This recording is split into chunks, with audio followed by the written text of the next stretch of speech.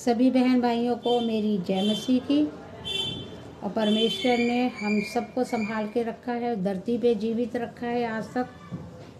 मैं परमेश्वर का धन्यवाद देती हूँ और आप सबके सम्मुख में बैठी हूँ। खुदा ने मुझे ये अवसर दिया है कि मैं वचनों में से आप लोगों के साथ परमेश्वर के इन पाक कलाम को बांट सकूं, शेयर कर सकूं। मैं प्रभु का बहुत धन्यवाद देती। तो आज का जो पवित्र कलाम हमें कहता है, रोमियो उसका 12 अध्याय में संत पौलुस के द्वारा ये लिखी गई पत्री है। और उन्होंने इस वचन में ऐसा हम सबको बोला है, इसलिए हे भाइयों, मैं तुमसे परमेश्वर की दया स्मरण दिलाकर, मतलब परमेश्वर की जो हम पे प्रभु ने अनुग्रह किया है, प्रभु ने हम पे दया की है कि अब जो परमेश्वर ने अपना पाक लहू हमारे लिए बहाया, क्या वैसा प्रेम हम परमेश्वर को कर सकते हैं? पौलुस उस प्रेम को याद दिला रहे हैं हमें कि खुदा ने हम सब से इतना प्रेम किया है कि उन्होंने अपने आप को भी दे दिया है। तो ऐसा प्रेम क्या हम परमेश्वर को दे पा रहे हैं?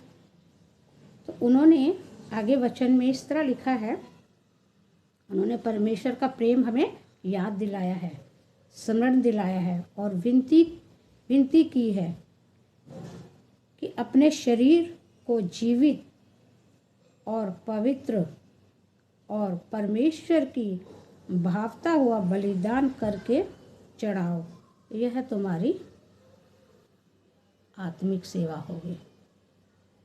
ठीक है, हम परमेश्वर के सम्मुख सेवकाई में जब जाते हैं, है ना, तो हमें आत्मिक तौर से भी और शारीरिक तौर से मजबूत रहना है और परमेश्वर को भाता हुआ बलिदान चढ़ाएं जो परमेश्वर को पसंद है। भाता हुआ बलिदान चढ़ाए, तब हमारी वो आत्मिक सेवा होगी। हम परमेश्वर के सम्मुख अपने सांसारिक सोच विचारों को लेके नहीं जा सकते। परमेश्वर को क्या भा रहा, हमें वो देखना है। हम परमेश्वर के सम्मुख जाएं पवित्रताई से, सांसारिक सोच विचार जो भी है उनको बाहर छोड़ के परमेश्वर को सही मन से पुकारे, सच्चे हृदय से पुकारे, जो परमेश्वर को पसंद आए। जब हम चर्च में जाते हैं, बैठते हैं, आराधना करते हैं, उस समय परमेश्वर वो बलिदान चाह रहे होते हैं, है ना, जो परमेश्वर को भाए। पर हम क्या करते हैं, आराधना करते हैं, बैठते हैं, हम हमारे अंदर माइंड में, मैं भी एक माँ हूँ, आप भी माँ हो, पर क्या हम चर्च में सही माइंड से बैठते हैं? हमारे बच्चे हमारे दिमाग में घूम रहे होते हैं, माँ बाप घूम रहे होते हैं। वो सही बलिदान जो परमेश्वर चाह रहे हैं ना, हम वो नहीं दे पा रहे हैं परमेश्वर को। तो परमेश्वर को भाता हुआ बलिदान जब तक हम नहीं देंगे, तब तक हमारी वो आत्मिक सेवा नहीं होगी। मैं अब्राहम के बारे में, आप सबको अब्राहम की कहानी पता है कि परमेश्वर ने जब उसका एक लौता पुत्र जो परमेश्वर की ओर से उसे दान में मिला था, परमेश्वर ने जब उसकी मतलब उसके पुत्र की बलि मांगी, तो क्या उसने परमेश्वर से सवाल जवाब किए थे? नहीं किए थे। वो सीधा, है ना, अपने पुत्र को लेके उस पहाड़ी पे चला गया और वो मतलब अपने पुत्र को बलि देने के लिए पूरा ही तैयार था। उस जगह पे उसने एक जो प्यार अब्राहम परमेश्वर के साथ करता था, उस प्यार को उसने जाहिर किया उस जगह पे कि परमेश्वर के सिवा मेरे लिए जगत की कोई भी चीज़ मायने नहीं रखती है। चाहे वो मेरे बच्चे हों, चाहे मेरे माँ बाप हो, चाहे तमाम रिश्तेदार हों, परमेश्वर के आगे मेरे लिए कुछ भी मायने नहीं रखता। जो बलिदान परमेश्वर चाहता है वो ऐसा ही हो सकता है कि जैसा अब्राहम ने किया, वो एक सच्चा बलिदान दिया जो परमेश्वर को भाने वाला था। परमेश्वर को भाने वाला बलिदान था कि उसने परमेश्वर की उस आज्ञा का पालन किया। उसके सम्मुख उसने अपने पुत्र को भी तुच्छ ही जाना। खुदा के सामने कोई भी चीज़ संसारिक वो तुच्छ है। परमेश्वर सबसे पहले हमारे लिए होना चाहिए। वो चीज़ क्या हम दे पाते हैं परमेश्वर को? हमें आज ज़रूरत है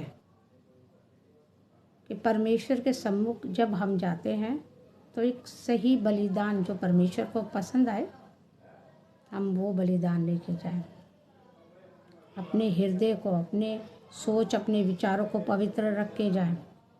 दुनियादारी में हम जितना फंसेंगे हम उतने ही गिरते जाएंगे और इसका अंत नहीं होगा। परमेश्वर ने जिन चीज़ों से हमें मतलब बचने के लिए काम, उन्हीं चीज़ों में घुसते जाते हैं। फिर परमेश्वर के सम्मुख हम किस तरह जाएं? क्योंकि हमारे दिल दिमाग में बहुत सारा बोझ होता है संसारिक। तो इन सब बोझ को लेके क्या हम सही बलिदान जो परमेश्वर को पसंद आए वो हम चढ़ाने पाएंगे? नहीं।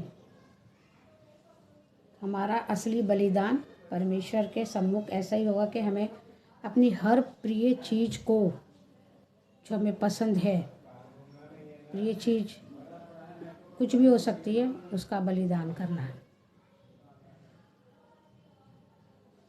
उसको लेके परमेश्वर के सम्मुख नहीं जाना। असली आराधना वही है कि हम अपनी प्रिय चीज़ को छोड़ दें। जो अगर परमेश्वर के सम्मुख जाने में हमारी, जिससे हम बहुत लगाव करते हैं या कुछ भी करते हैं, अगर वो रुकावट बन रही है तो उसको हमें छोड़ना पड़ेगा।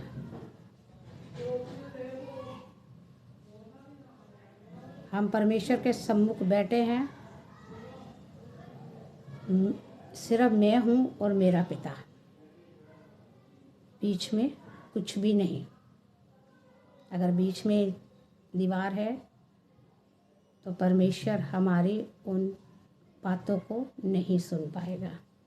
वो असली बलिदान जो हम परमेश्वर के सम्मुख देना चाहते वो हम नहीं दे पाएंगे। तो वो दीवार को हमें हटाना पड़ेगा, परमेश्वर के साथ रूबरू बात करनी पड़ेगी तब, और परमेश्वर के सम्मुख हमें पवित्रता से जाना पड़ेगा। क्योंकि गुनाह पाप हमारे जीवन में होते हैं, पर मसीह में आके लाइफ अलग हो जाती है। अगर हम मसीह में आके भी अगर वो चीज़ें हम करते हैं जो हमने पहले की होती हैं, तो फिर वो हमारे लिए हानिकारक भी है और परमेश्वर से दूर हटने का कारण बन जाएगी, और परमेश्वर के सम्मुख हम कभी भी नहीं जा पाएंगे। तो हमें परमेश्वर के लिए तैयार होना है। वो बलिदान जो परमेश्वर को भाए वैसा बलिदान हमें चढ़ाना है। तो हमें आत्मा से मजबूत भी होना है, अपनी आत्मा को भी तैयार करना है, हमारे शरीर को भी तैयार करना है, क्योंकि हमारा शरीर भी गुनाह और पाप करता है। हमारी आँखें, हमारी ज़ुबान, हमारे हाथ, इन सब चीज़ों को रोकना है जो परमेश्वर में के सम्मुख जाने से हमें रोकती है और रुकावट बनती है। उन गुनाहों से, उन पापों से हमें बचना है। परमेश्वर इन वचन के द्वारा आपसे बात करे, क्योंकि हर किसी से परमेश्वर बात करता है वचन के द्वारा, अलग अलग तरीके से बात करता है। तो परमेश्वर आपको इन वचन के द्वारा आशीष दे। हम सब परमेश्वर के सम्मुख आप लोगों के लिए हमेशा दुआ प्रार्थना करते हैं, और आप भी हमारे लिए प्रार्थना कीजिए कि हम परमेश्वर के वचनों में और आगे बढ़ सके। आप सभी बहन भाइयों को मेरी तरफ से जय मसीह की।